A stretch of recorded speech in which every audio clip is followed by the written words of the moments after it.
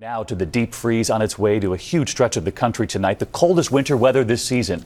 It comes as so many are still digging out from 2 snowstorms in a row.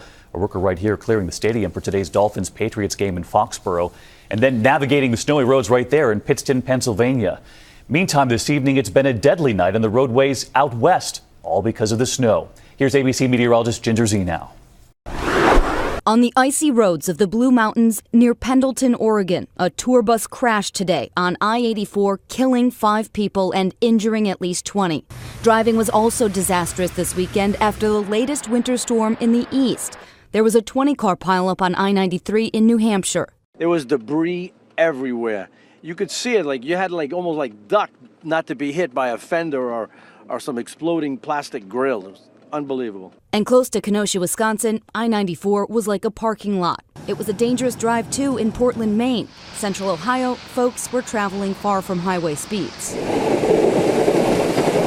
In Lexington, Kentucky, crews worked day and night to keep that from happening. In St. Louis, that did happen. It was black ice that sent this SUV tumbling into an icy river. Inside, a mother and her 3 children. I can only imagine what she thought, with the 3 kids in the back seat. First responders jumped in and no one was hurt. Tonight, it's the cold and wind in Durham, Connecticut. A freezing reminder that this is what winter looks like.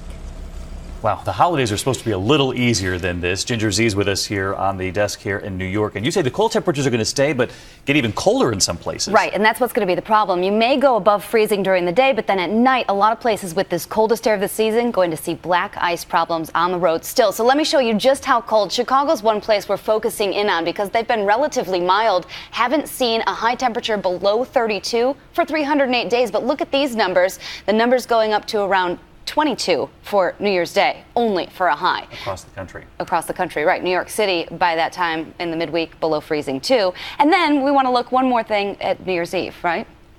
That New Year's Eve forecast, Atlanta 47, but look at New York at Times Square 35. Chicago will be right around 24. Rain and snow only in that northern Arkansas, southern Missouri area. But for people in Times Square, not so bad. Right. Okay, Ginger, thanks.